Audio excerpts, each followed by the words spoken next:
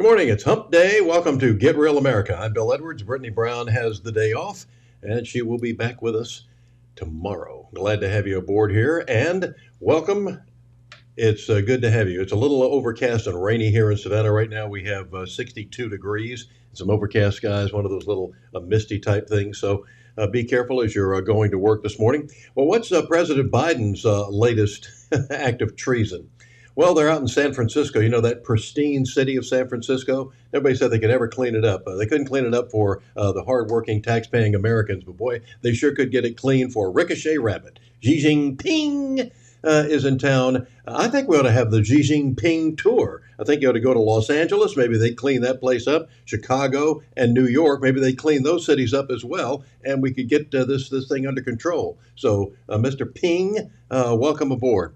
But the president's set to strike a deal with China that they say would limit the use of artificial intelligence and nuclear weapons. And experts say this is an incredibly stupid decision. But then this guy is an expert on stupid decisions. Look up stupid decisions in the dictionary. Joe Biden's picture should be there. He met with the Chinese President Ping yesterday at the Asia Pacific Economic Conference, or known as APEC, in San Francisco, where, of course, where they have rice-a-roni, the San Francisco treat. Of course, if you ask anybody in San Francisco about rice-a-roni, they say, what? The what?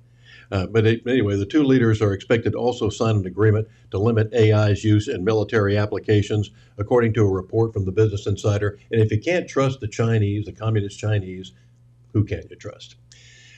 Well, yesterday there was finally a rally for Israel, and it was amazing, the big turnout. There was a bigger turnout than they expected because the media experts said there wouldn't be, it maybe be 100,000. There was probably at least 3 times that.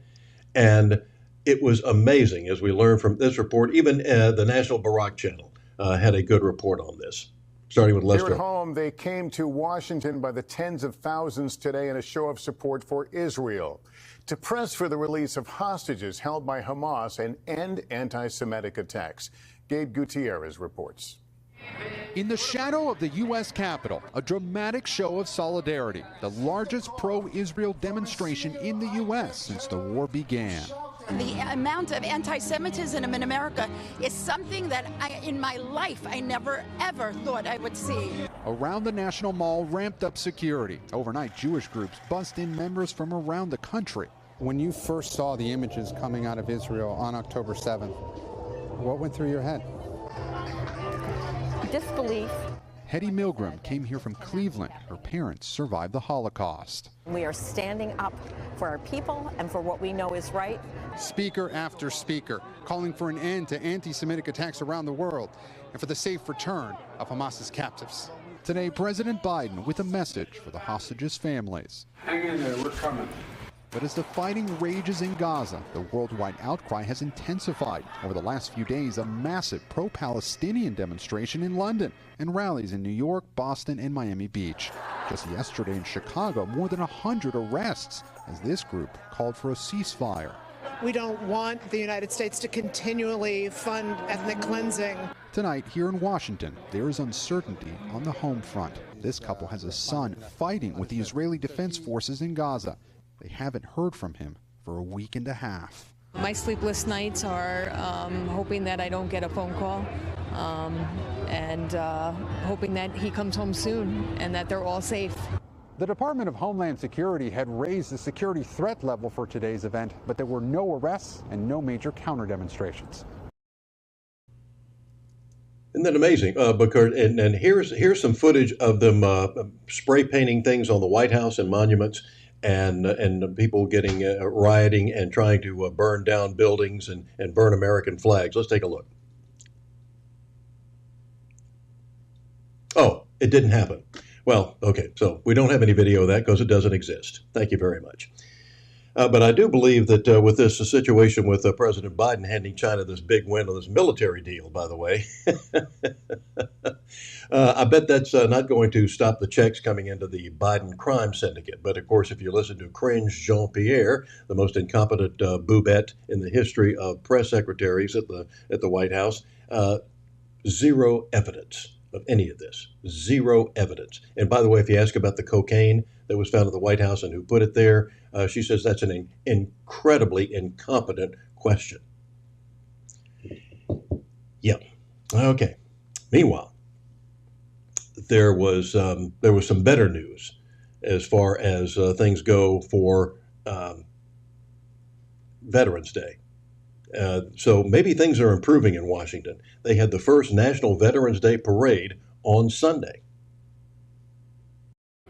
Well, the official observance of Veterans Day was yesterday, but today, a new tradition around the holiday that started right here in D.C. News 4's Derek Ward is going to take us inside the first National Veterans Day parade and explain what it means to those who served. There's been a tradition of Veterans Day observances in the nation's capital. But we've never had a national Veterans Parade, and this is historic, as you say. It's the first time ever, and it's long, long overdue. Have given all of us the right to have the republic and the democracy we have, to sustain it. So this is the first ever inaugural event to honor veterans of all backgrounds. That's why it's so important that this become one event that never is missed. Shortly after noon, the first of the band stepped off along Constitution Avenue. But long before preparations paid off, the spirit of the day was already awakened in one veteran from Arkansas. He's still in service to his country. Where there was once morning reveille, there's now something else. And I was able to pray on the Capitol steps for our country. And, you know, that as a veteran, that means a lot to me. The oath James Zumwalt took still holds. I signed that dotted line in September the 28th of 1998. I did 10 years. I got out in 2008. He finds a new call of duty to protect against a threat that's creeping from within, a deeply divided populace. His chief of staff is now a higher being. He don't see color. So there you have it. Both ends of the spectrum, and we had a great rally yesterday. It was interesting that the Department of Defense and others, as well as, of course, our Justice Department and security, the FBI, thought that it was necessary to call out National Guard and everything else for this crowd. Now, I was hoping for the opposite, that say, okay, that's going to protect them in case some of these Tide Pod eating, misinformed left-wing cretins, Hamas-supporting idiots from Columbia University showed up, or George Washington University showed up to cause trouble. But they were probably expecting trouble from this crowd. I'll bet you the place was cleaner, just like when we had the tea parties. That we were around when the Dalai Lama was president and made the marches up to Washington then. We left the place cleaner than when it was when we got there. And the police said that they had never encountered a crowd that was so polite, so considerate. And later in the show today, we're going to show you a citizen who probably saved a policeman's life out in Los Angeles. And that's coming up a little bit later on in the show. Coming up next, had a chance to go to Israel to do my radio show back in 2004. Hard to believe it's been coming up on 20 years now. But met a wonderful gentleman who gave us a tour of the new fence at the time they had there, Jonathan Davis. We had the first part of his interview that we did last week. We talked with him from Israel about what's going on and what the feeling is inside of Israel. And maybe it's not as bad as you might think. From what the national news media says, they feel relatively safe, but they live in a constant state of chances of having a war. And Jonathan will give us his thoughts coming up next. He is the vice president of IDC Herzliya, one of the biggest universities in Israel. Jonathan Davis on deck. Stay real.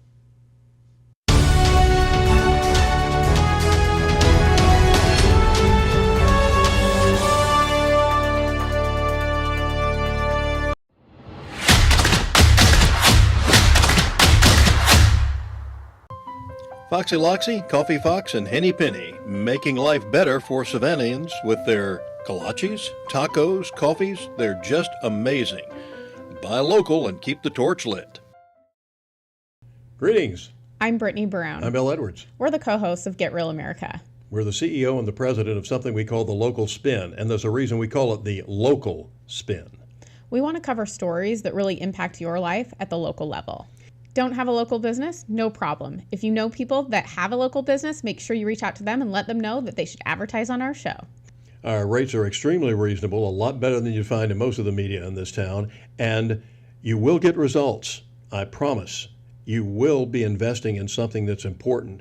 If you don't have the ability to donate, make sure you like our page and share it with your friends.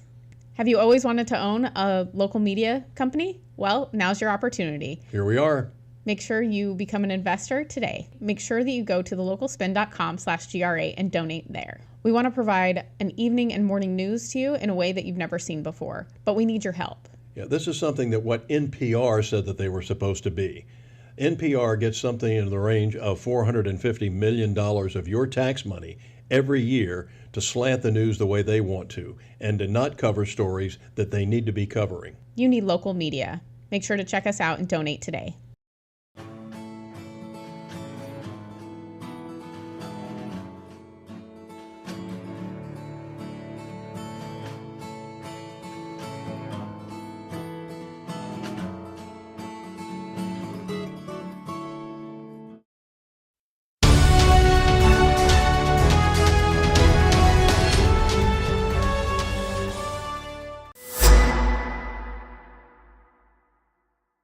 What I see coming out when I was working in television news, I noticed the kids that were coming in over the years were getting dumber and dumber, knew nothing about history. I had to explain to one of our anchors one time who the hell Adolf Hitler was, and this has been 25 or 30 years ago. I'll tell you something interesting about Adolf Hitler. I went to visit the head of a department of political science at an extremely outstanding American university whose name will remain nameless. And this was after the leader of Iran appeared at this specific university and spoke there. Now, we know who the leader of Iran is.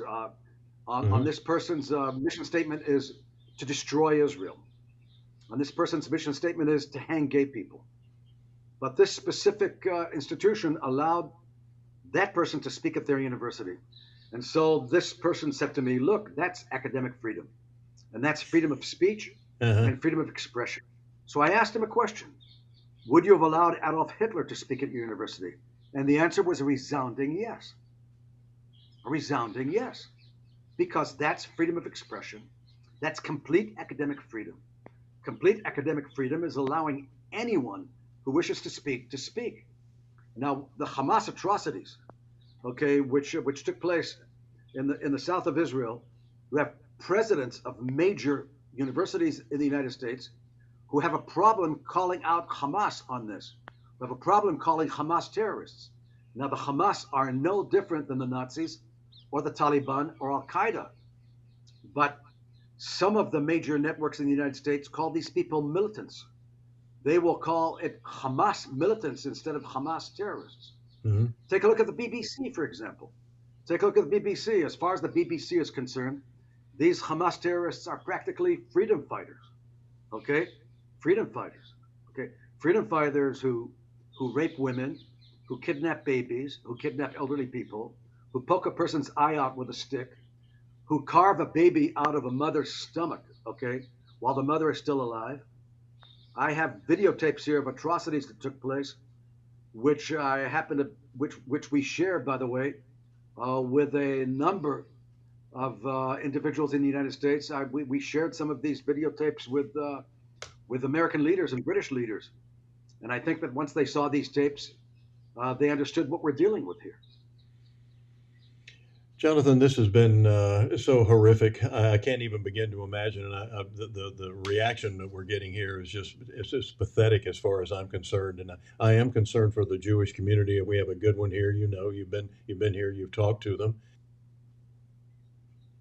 Look, I mean, I think it's important that there should be a voice exactly. in the United States of individuals who believe in their country, who believe in freedom and democracy, who believe in volunteering, or actually not volunteering, but joining the American Armed Forces and serving in key places there, joining West Point, joining the Naval Academy, joining the Air Force Academy, and being in positions to defend the United States, and being active. We, by the way, have a master's degree here at my university in counterterrorism, where we have individuals like these who have served. And in the past, when I've served in exercises together with the American Armed Forces here over the years, when I've met some of the officers, these are the finest and finest of the United States. And I don't care what they vote, as long as they meet the profile of caring about their country, caring about their flag, caring about the Declaration of Independence, caring about respecting the American flag and singing the national anthem, okay, and not degrading it. And those are the backbone of the United States. Those people are the backbone of the United States. The people who stand for the national anthem of the United States are the backbone of the United States. And there are some radicalized groups that like to make a big deal of being anti-patriotic for the sake of being anti-patriotic. But America is still America. And I think you know what I mean. I'm trying to be politically correct here, okay, which is difficult for me. But you know what I mean. Yes, sir. Well, I tell you what, it bothers me maybe that you wonder that the White House and all talks out of both sides of their mouths. The president went over there, albeit in a war zone, things of that nature. And he says he's going to support Israel, but yet the White House came out with this thing about how they were so concerned about Islamophobia over here, with good reason. I think we have Islamophobia for a good reason, but the fact that they would come up with that and not criticize the Palestinian protesters who are supporters, we should say, that are causing Jewish students to be terrified to even go to class. Told, they were locked in a library in one place and worried about their safety. Well, first of all, I look at things on a macro level. We have the vote of the United States and Great Britain in the Security Council. That's the most important thing right now. And we have the support of the United States right now in allowing us to do in Gaza what we need to do in Gaza, which is basically neutralize Hamas Nazi type terrorists. Okay. So that's another thing that we need to do, and we're being allowed to do it. We've been asked if we can have some humanitarian corridors once in a while to bring in some water and to bring in some food. We've agreed to that, but we don't allow for any petroleum or oil, okay, to be brought into Gaza.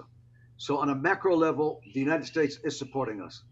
On a more micro level, when it comes to the United States of America, on a more micro level, I'm pretty sure that there are probably all kinds of political interests that go into trying to placate the progressive part of the Democratic Party and make sure that they don't lose them in an upcoming election or something like this and everything else. And so probably they have to look at their constituency and placate them. For me right now, the most important thing is that veto in the United Nations and allowing us to finish off these Hamas terrorists. That's the main thing. On a micro level, they probably, they have to cater to Islamophobia. Although I haven't seen too many innocent Islamic civilians in the United States attacked recently. I haven't seen any mosques attacked recently, and I hope for it.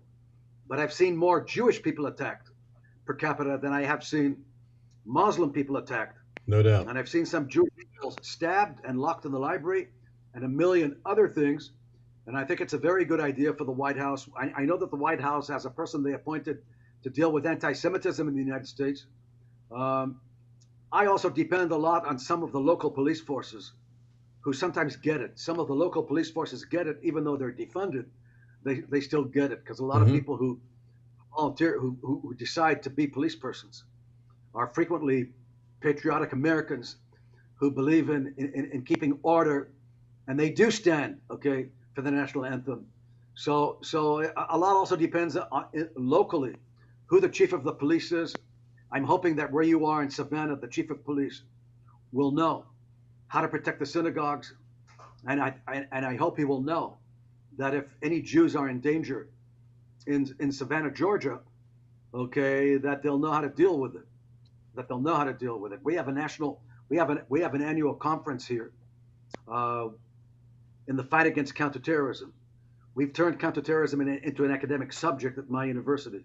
And basically, we always have guests coming from the United States, from various police forces, from NYPD, from LAPD, from all of the guys who fight terrorism. And those folks are also, in my opinion, part of what the United States stands for. And so I believe those Jewish communities, even if there isn't some statement coming out of Washington, D.C., the local communities, in my opinion, can depend on those people. But maybe I'm naive, okay? But I believe they can. Jonathan, I want to know how you're doing, how the things are going, what the atmosphere is like when you're sitting there and we see all these rockets going in, and I worry about you, your university, your community. What are you dealing with right now? Well, we do have rockets being fired and missiles being fired from the direction of Hamastan, and from the direction of Hezbollah, and from the direction of Yemen. The Houthis, who fired 10 guided missiles in our direction, which were all intercepted.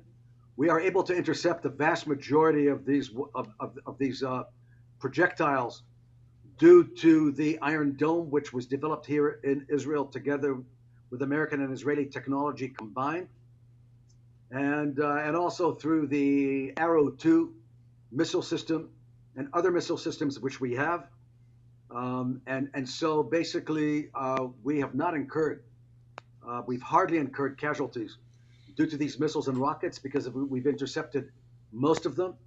The Israeli public is very, very disciplined, and they know that if they have 1.5 minutes to get to a safe room or to a shelter, they abide by the rules and regulations.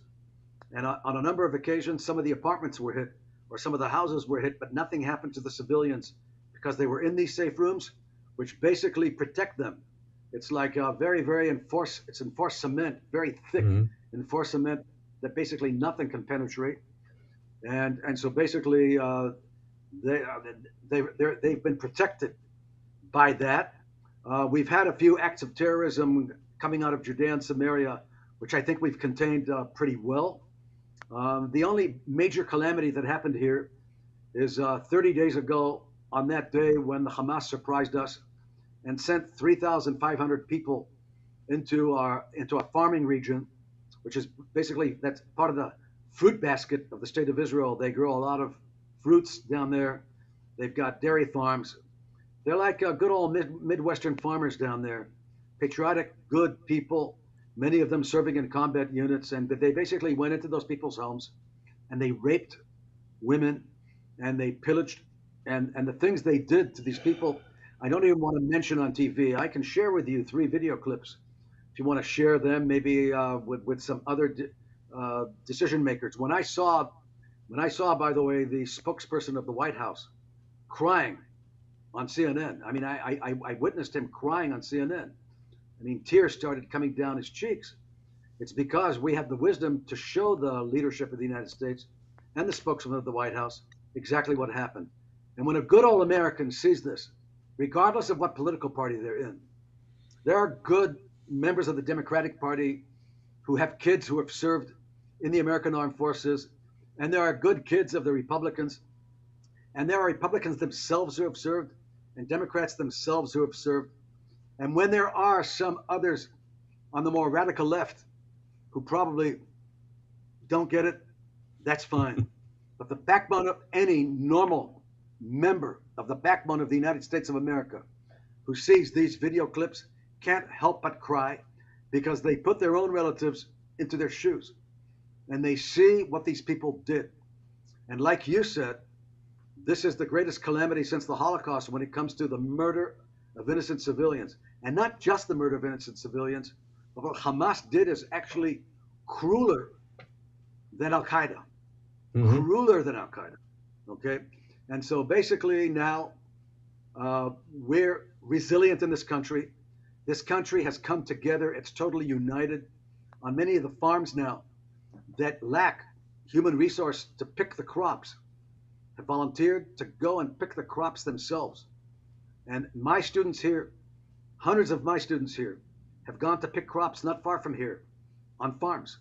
and they very proudly showed me like huge bushels of tomatoes, of cherry tomatoes they picked today, like thousands of these cherry tomatoes that these kids pick.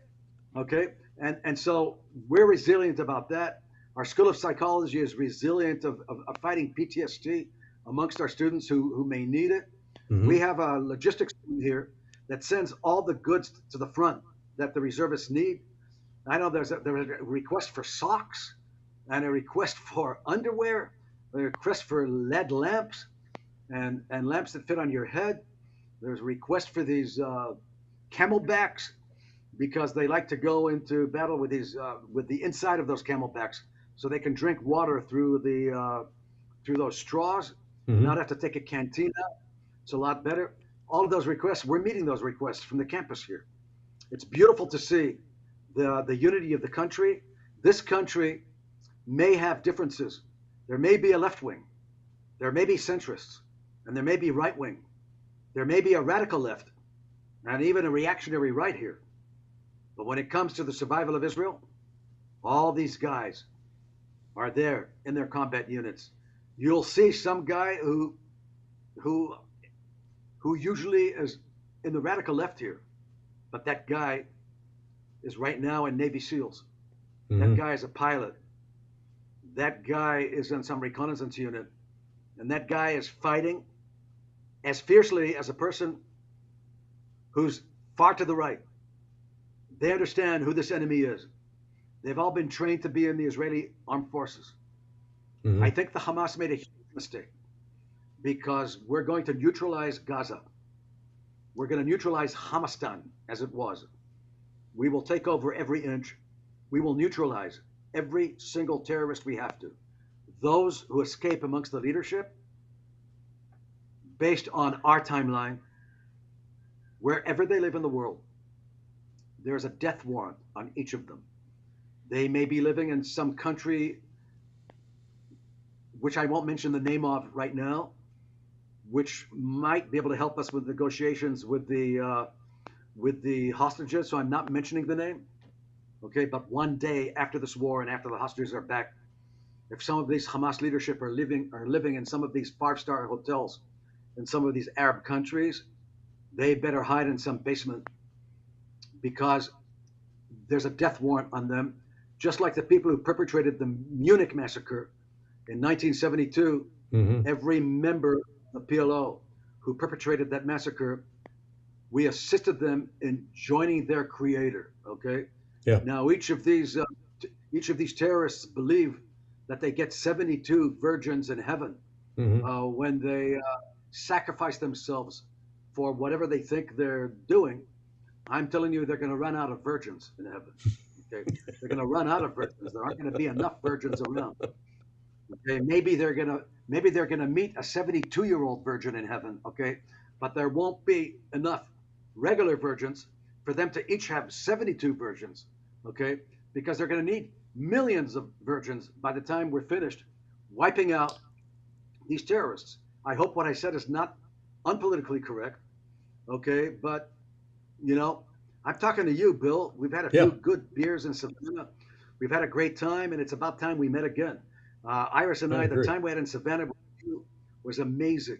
You took us to such a great place on the river there with such great music and some good grilled fish. Yeah. Okay, and some great beer, some great Savannah beer. And so, you know, we always look for the half a cup that's full over here. So we're resilient. When I meet a person like you who is a patriot and does believe in justice and truth over fake news, it warms our hearts, raises our morale. Well, Jonathan, we build the best private jets in the world here at Gulfstream. I wish we could send one for you and Iris to come over because the Shalom Y'all Jewish Food Festival is this Sunday. So I'd love for you to come over here and sample some of that great kosher food here. I'll tell you, after this war, we'll get together. Please. My house is open. I gotta have a nice swimming pool. All my kids, you know, they took off from the nest. They left us. All their bedrooms are empty. There's room for you, my friend. Room for you. to come God and visit love you. us, you park in our place. All right. Save you money on a hotel. Israeli hotels are very expensive. So, you know, it's not going to be a B&B. All on us, Bill. I got to tell you, there's a few officers who served in the American Armed Forces that we exercised with here. Mm-hmm. And over the years, when we finish an exercise like that, they'd come here with their families, and they'd stay with me. They'd use my house as a base of operations. They'd drive with their car to the Sea of Galilee to see all the holy places. They'd go to Nazareth to see where Jesus took off from some cliff. They'd go to the Sea of Galilee to see where Jesus walked on the water. They'd go to the Church of the Holy Sepulchre, but they used my house as a base. And I was very proud of it. So I want you to use my house as a base. Okay? And, yes, sir. And because we are brothers, my friend. Amen. I'm outranked and outnumbered, but I appreciate it, sir. And by the way, Jonathan, do you know what a Jewish pirate says? What does he say? Ahoy vey. Sounds like a good entree to the Jewish food festival when you eat too much. Always do, and it's great. One of the rabbis here has his Amen Lo Mein that is really, really good. So sounds like great stuff. Look, Savannah's the oldest Jewish community in the United States, so it's serious. That's true. That's true. Temple Mikveh Israel, and we're good friends with the rabbi there, Robert Haas. He's very good, and he's a frequent visitor with us. Jonathan, all the best. Our prayers are with you and Iris and your whole family and the university, IDC Herzliya. And we look forward to staying in touch. I'll be back a lot sooner than I was last time. And once again, because you can't negotiate with terrorists. You've got to get rid of these bastards, and we're for you. Big hugs, main man. Big hugs. Likewise. God bless. We'll see you again soon. God bless. God bless you. Bye-bye. Thank you for your time. Bye.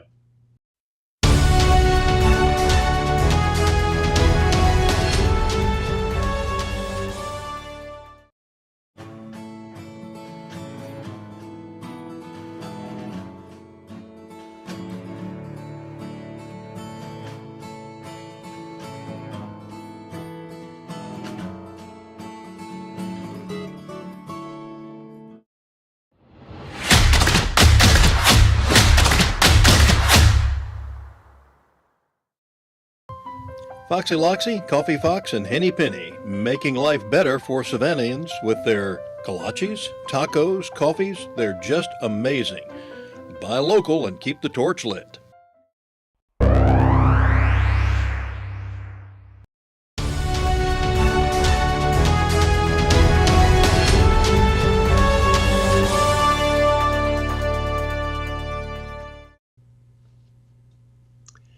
Welcome back to Get Real America. Here it is Wednesday. We're halfway through the month of November. We have Thanksgiving coming up a couple of weeks from tomorrow. Hope you're going to have a good one. Our weather right now is a little on the rainy side here in Savannah. It's overcast, and we have right now currently 60 degrees.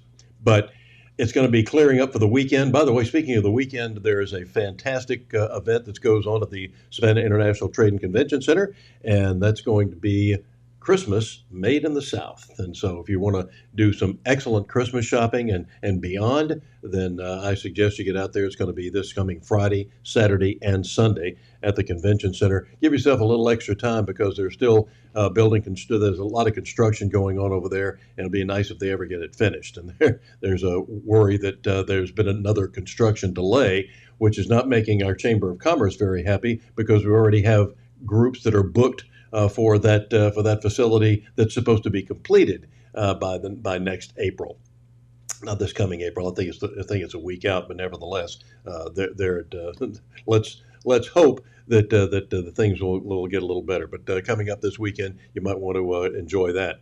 The Christmas Made in the South. It's on Friday, Saturday, and Sunday at the International Trade and Convention Center. Meanwhile, one of the things that is going on in yesterday, while all of the other, there was a pro-Israeli rally that was going on in Washington.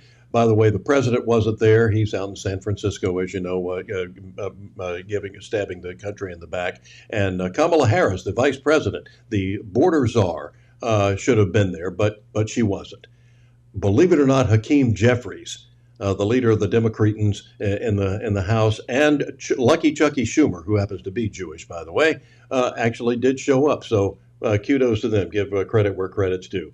But here's what other Democrats were doing at the taxpayers' dime yesterday and before. We are congressional staffers on Capitol Hill, and we are no longer comfortable being silent. We were horrified by the brutal October 7th attacks on Israeli civilians, and we are horrified by the overwhelming response by the Israeli government that has killed thousands of innocent Palestinian civilians in Gaza. Our constituents are pleading for a ceasefire, and we are the staffers answering their calls every day. Most of our bosses on Capitol Hill are not listening to the people they represent. We demand our leaders speak up, call for a ceasefire, a release of all hostages, and an immediate de-escalation now. We are gathered here today to mourn the loss of every single beautiful and innocent life.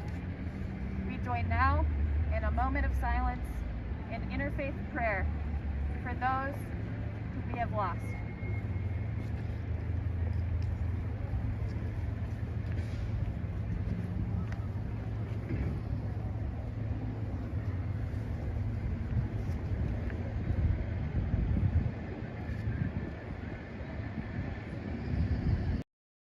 Because this is what we are dealing with now.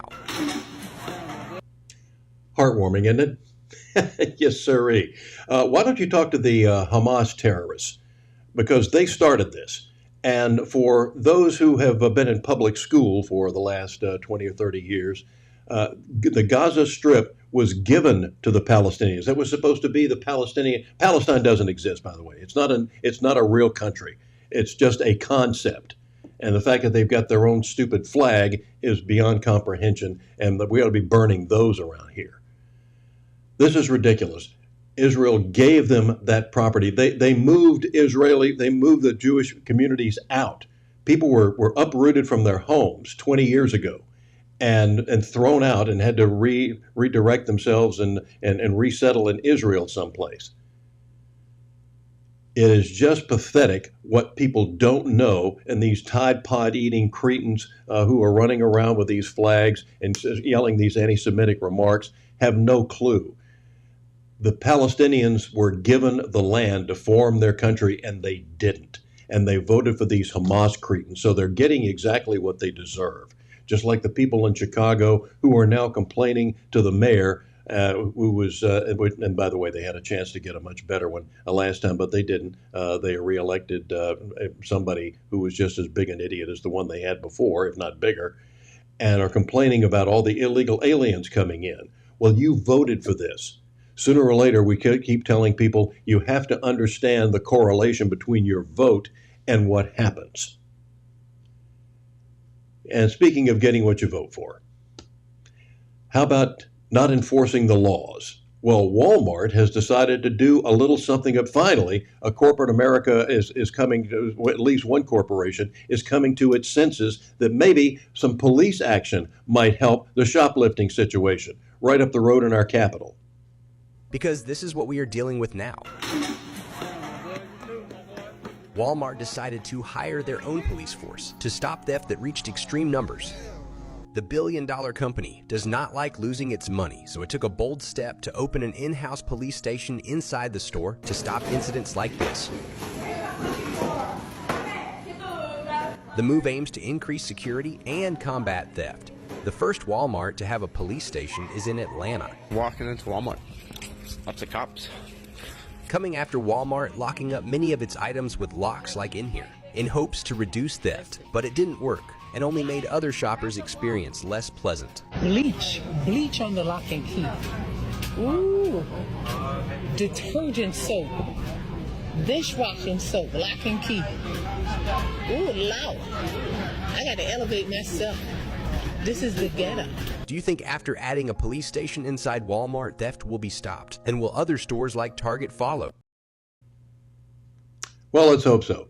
The idiots that run Target, maybe this will be a lesson to them as well. You start acting and start enforcing the law, and all of a sudden crime starts dropping. It's amazing. It's an amazing correlation. It only works 100% of the time. But the longer you let this go on, there was one store that I saw, I think it's in California, where else, where they are now putting pictures of items on the shelf. So that you have to go say, you take the card, like you do at where you go to buy a computer somewhere, and it says, here's that computer, but we'll go we got one of the boxes, and we got them in the boxes in the back. So you take the card out, and you take it to the desk, and they go get it. That's what they're doing with all of their products now, instead of actually enforcing the law. So kudos to Walmart for maybe getting the ball rolling. Sometimes when you get that first olive out of the bottle, the rest of them start coming a little easier.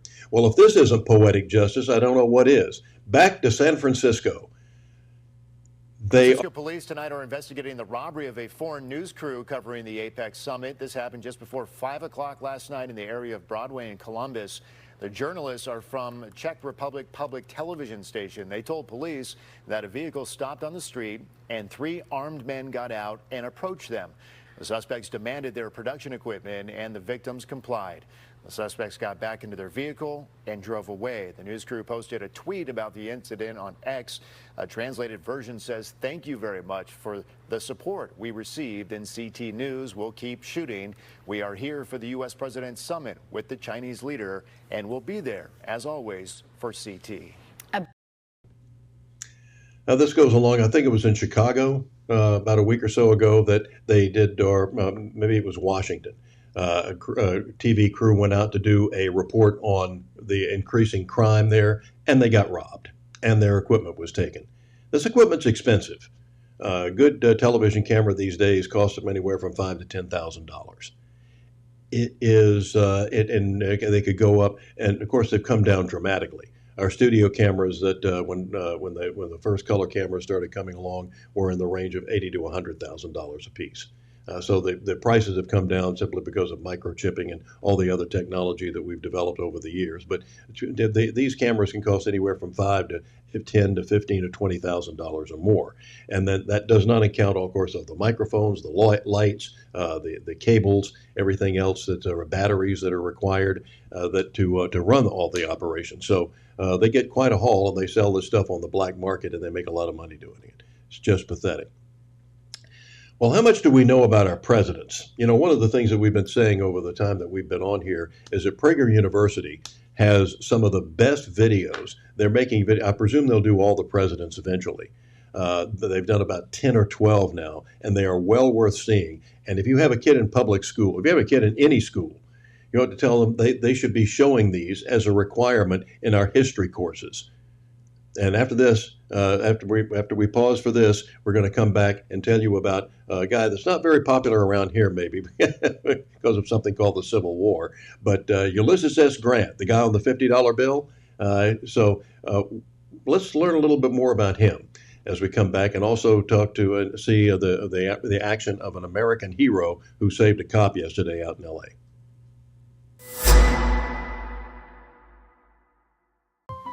Foxy Loxy, Coffee Fox, and Henny Penny, making life better for Savannahans with their kolaches, tacos, coffees. They're just amazing. Buy local and keep the torch lit.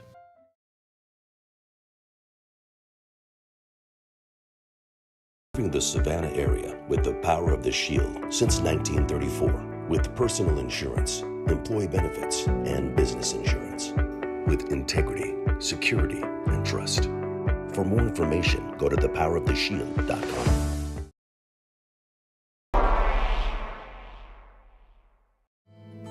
Who is a kid? Well, that's a kid. And another. Look, a gaggle of them. Or is it a herd? Litter?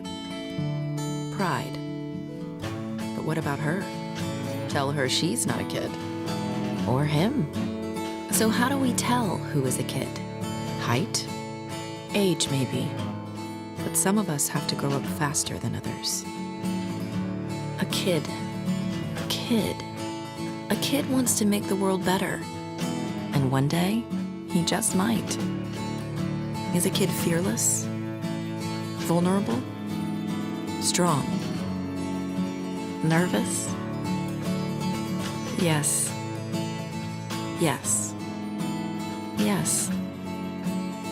Yes. Kiwanis is 600,000 kids at heart doing all the little and big things it takes to help children around the world. Because kids need Kiwanis. All of them.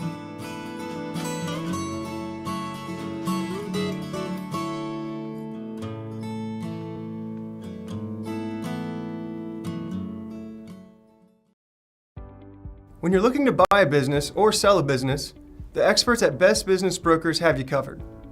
Whether you're ready to cash in on your years of hard work or you're taking that first step in buying a business of your own, they're here to guide you through the process and make sure you get the best outcome possible. By having Best Business Brokers assist you when you buy a business or sell a business, they handle the legwork of the intricate process. This ensures a smooth transition of ownership, allowing you to get to work immediately or receive payment for your business as soon as possible. With base operations in Savannah and Charleston, they service all of Georgia and South Carolina. If you're considering starting a business here, the mild winters and 5-tiered economic areas make these the perfect places to do so.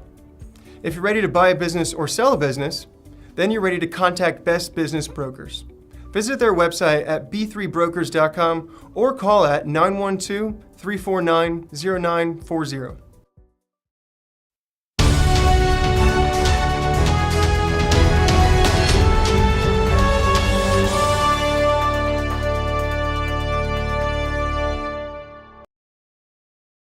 The year was 1862. America was in the depths of the Civil War. Looking back, it's easy to believe that a Union victory was inevitable. The North had more money, more population, more industry, but no one thought that at the time. In the first year of the war, it looked as if the South would win. A series of high-profile victories in the East convinced many that Confederates were better fighters under better leaders. Where would President Lincoln find a battlefield general who could do for the Union what Robert E. Lee was doing for the Confederacy? Lead it to victory. The man he found, the man who saved the Union, was Ulysses S. Grant. He wasn't Lincoln's first choice, or second, or third. In fact, when the war started in 1861, Lincoln had no idea who Ulysses S. Grant was. Hardly surprising, since at the time Grant was selling hats to farmers' wives in a small town in Illinois. His rise to glory is one of the most amazing stories in American history. Born in Ohio on April 27, 1822, Grant had no ambition to be a soldier. His father pushed him into it, thinking he wasn't suited for much else. Grant's West Point career wasn't especially distinguished either. But during the Mexican-American War, 1846 to 1848, Grant proved himself to be an officer of unusual ability. He was cool under fire, daring but rarely reckless. Even more important, the men under his command trusted him. After that war, Grant returned to St. Louis to marry his fiancée, Julia Dent, the daughter of a slave-owning Missouri farmer. Grant was never happier than when he was with Julia, and he was never unhappier than when he was not. Unfortunately, in this period, Army life forced them to be separated, sometimes for many months. To assuage his loneliness, Grant started to drink. While in a distant posting in Northern California, 1,000 miles from Julia, his drinking got the better of him. He resigned his Army commission to avoid an embarrassing court-martial. It was downhill from there, one business venture failing after another. By 1860, thoroughly humiliated with no money and no prospects, he was back working for his father in the small town of Galena, Illinois. Then the Civil War happened. The Union was in desperate need of experienced soldiers. Grant volunteered. His leadership skills were immediately obvious. He quickly advanced through the ranks. In a little more than 6 months, he scored 2 major victories at Fort Henry and Fort Donelson along the Tennessee and Cumberland rivers. He followed these up with victory in the largest battle in American history up to that time, the Battle of Shiloh, making him a true Union hero in a cause that was starved for heroes. There was nothing flashy about Grant's generalship. All he did was win. Unlike the overly cautious generals that drove President Lincoln to distraction, Grant's battle plan was to always move forward, always put pressure on his foes. Any advantage the Union had in technology or manpower, he employed to the fullest. Like Napoleon, Grant was a superb reader of maps. He could identify the enemy's vulnerabilities and exploit them, as he did in his brilliant 1863 campaign for Vicksburg, a campaign that is still studied at war colleges. In March 1864, Lincoln made Grant commander of all the Union armies. It took more than a year of the war's hardest fighting before Lee surrendered and the war finally came to an end. By this point, the president and his general had developed a close bond. Shortly after Grant returned to Washington, Lincoln invited the Grants to join him and Mary Lincoln at Ford's Theater. Grant accepted. Julia, however, had developed an intense dislike for Mary Lincoln and insisted that her husband get out of the commitment. Embarrassed, Grant did. That night, in that theater, Lincoln was assassinated. As the commander of all Union armies, Grant was placed in a terrible bind, having to walk a tightrope between new President Andrew Johnson's pro-South agenda, which favored the old white aristocracy, and protecting, as Lincoln intended, the newly won rights of the freed slaves. He resolved his dilemma by deciding to run for president. Grant had saved America once as a general. Could he save it again as a politician? Running as the Republican candidate for president, Grant easily won election in 1868, becoming the 18th president of the United States. He won again in 1872. During his tenure, he fought to secure the passage of the 15th Amendment, which guaranteed all American citizens the right to vote, regardless of race, color, or previous condition of servitude. He created the Department of Justice, broke up the Ku Klux Klan, and advocated for the rights of Indians. He presided over the completion of the Transcontinental Railroad and a rapidly expanding industrial economy. There was a dark side to his presidency, however. His administration was dogged by charges of financial impropriety, and he left office under a cloud. But Grant the man remained a popular figure. Just days before his death on July 23, 1885, he completed his autobiography. It became one of the best-selling books of the 19th century. Of Grant's amazing life, Frederick Douglass wrote a fitting epitaph. In him, the Negro found a protector, the Indian, a friend, a vanquished foe, a brother, an imperiled nation, a savior. I'm Gary Edelman, Chief Historian at the American Battlefield Trust for Prager University. Thank you. And if you want to make a donation to Prager, it is tax deductible. Those videos are fantastic. Whether you like Grant or not, I'd never thought of him but there's a lot of these people that we don't know a whole lot about. I'm always amazed. I go to, sometimes we take our grandkids to Barnes & Noble, and they have that the children's reading section. And they have these great books called Who Is or Who Was So-and-so. Considering, they have one on Grant, there is one on Paul Revere. Now, we know about Paul Revere from the Midnight Ride, of course. But we know about Paul Revere from the Midnight Ride because of Henry Wadsworth Longfellow's poem that was written 70 years after the fact. 2 other men rode that night. But Listen, my children, you shall hear the Midnight Ride of Paul Revere sounds a lot better than Listen, my children, you shall hear the Midnight Ride of William Benz. Whoever else rode that night. The 3 rode, Paul Revere gets the credit. But who was he? What else do we know about him? And these little booklets are amazing in telling it. He was a silversmith and worked in silver and pewter and things of that nature, and is buried up in Boston. If you get a chance to go to Boston, if you haven't been, it really is a great trip and a great city to go visit.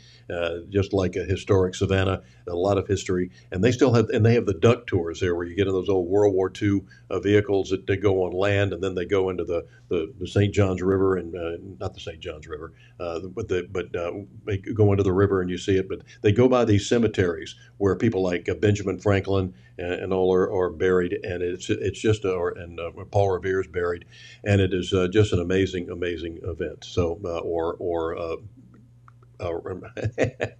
a vacation trip or whatever you want to do. My wife and I were there for Christmas a few years ago. Got to hear the Boston Pops performing their Christmas concert at Boston Hall. It was just an amazing experience. As a classical music buff, I had a lot of recordings of the Boston Orchestra, Boston Symphony Orchestra, and to be in that hall listening to that orchestra was just a great experience.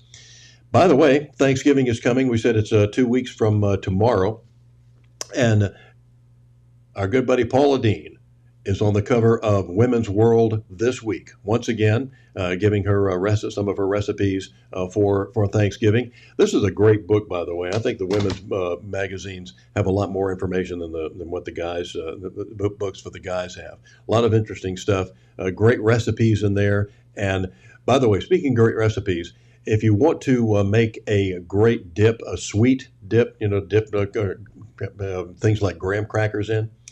One of my favorites. I'm not a big hazelnut fan, but Nutella is a pretty darn good spread. It's kind of like it's kind of like peanut butter, but it's made with hazelnuts instead of peanuts.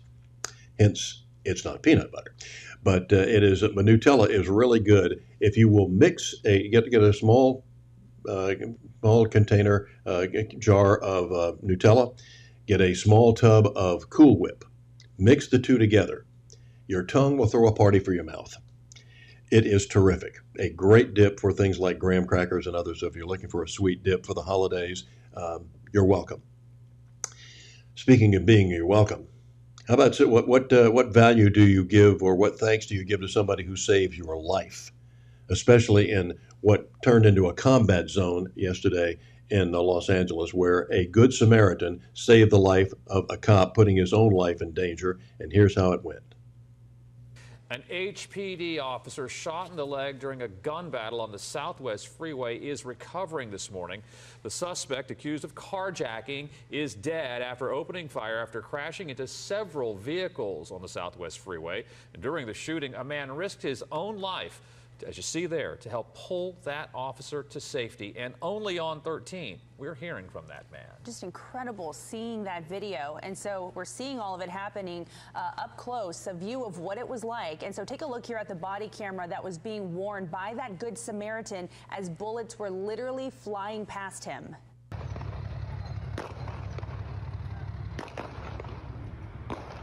Come this way!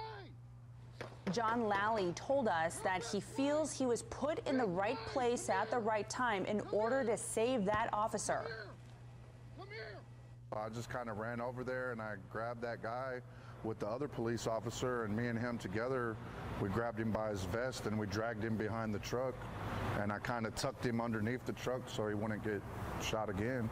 Wow, incredible. Lally stayed with the wounded officer, trying his best to provide some sort of comfort as they waited for paramedics to arrive. It's just your leg. It's just your leg, you hear me? Just squeeze my hand as tight as you have to, you know what I'm saying? Don't worry, I'm here with you. Wow. You hear me? Officials reported that the officer suffered one gunshot wound to the leg and is currently receiving treatment. Lally told us one of the officer's family members reached out to thank him.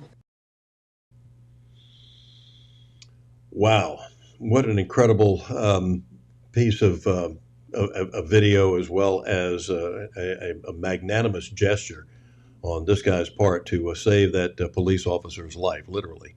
While bullets are flying, that's very impressive. It wasn't, and you might wonder, what's a civilian wearing a body cam for? I think it was misspoke by the anchor there, because it was his cell phone video that he was using at the time, but saving an officer's life. It was interesting what he said about you're going to be all right. You were shot in the leg. That can be fatal as well. We lost one of our finest Savannah police officers about 30 years ago in one of these night shootings early morning. He took a round in the leg, and he had his vest on and everything else, but the vest doesn't cover the leg, and it hit his artery, and he bled out before the paramedics could get to him. And it was truly sad, and we lost a fine officer here because of that. So sometimes, bullet in the leg is nothing to sneeze at.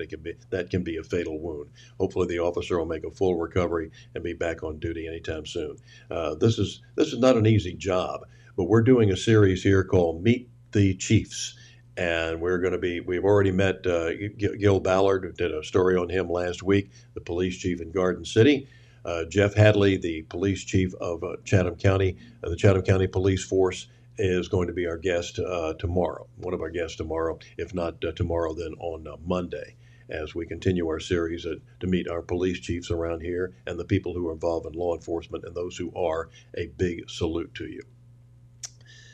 So that's going to about wrap it up for us today. Brittany will be back tomorrow, but let me remind you, if you can share this with all of your friends, by all means do so, and we need your help.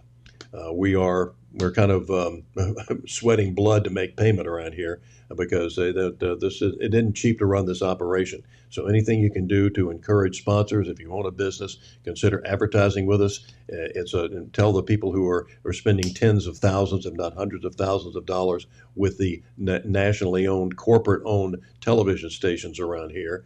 How about investing in something local? The old story about buy local. By all means, you can make a donation right there on our website at thelocalspin.com. That's thelocalspin.com, all one word, and consider that part of your help. And those of you who have businesses, you can write this off on a donation. We'll explain to you how to do that. If you want to get in touch with us at thelocalspin.com, send us an email, and we'll explain how all that happens. We can get you a letter and a certificate so that you can send it to the Internal Revenue Service. Let them know that you have made a donation to help us out. It can be used as a loss. So please check us out and share this with your friends. That's going to wrap it up for us. Stay safe. Stay real. Brittany's back tomorrow. Godspeed.